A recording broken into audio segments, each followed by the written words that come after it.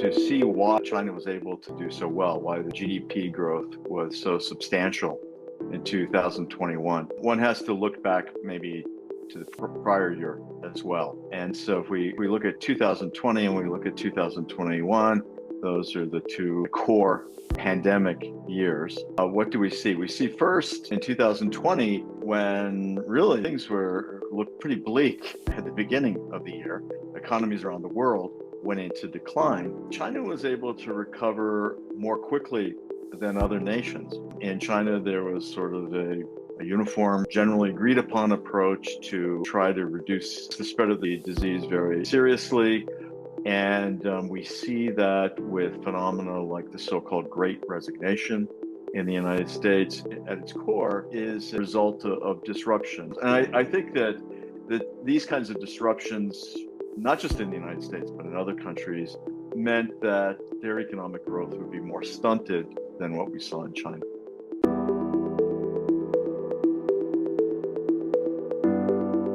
Well, in terms of advantages, I think there are two parts, and they're both very important. One is the history, the precedent of the period of economic reform and opening up for decades, the great success in creating high-paying urban jobs. But another aspect which is key is that in the process, the government, starting a very focused policy around 2013, and given the political system in the country, it has the ability to focus for a longer term, to address problems when they come up, to continue economic growth with economic equity. And now the focus of economic equality is more on trying to grow the middle class, making it a larger, much larger component of the society. So I think we saw the beginnings of that in 2021, actually. I think that we saw very clear focus on dual circulation strategy and also the Common Prosperity Initiative.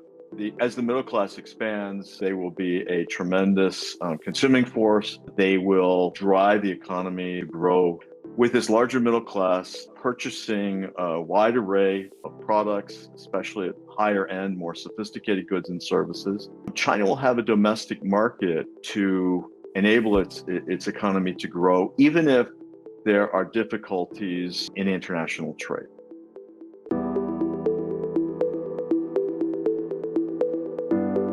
Because this is a time when resources may be held up. That provided a concrete opportunity around the world for businesses and government to make improvements.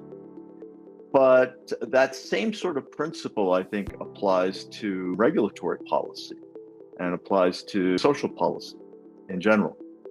So during this period of upheaval, there's a price that we all pay in terms of economic activity, but a benefit, again, not just for China, but for all nations, is to take stock of where they are and perhaps introduce some changes that can modify the direction in which the country is going in the future.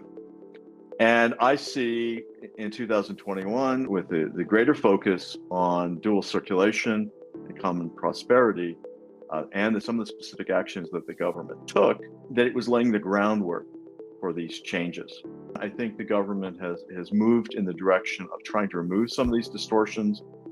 I think that they will make the economy more equitable, and they will, in 2022 and future years, provide the kind of stability, because there will be more people buying a wider range of goods, and this can be relied on to grow the Chinese economy.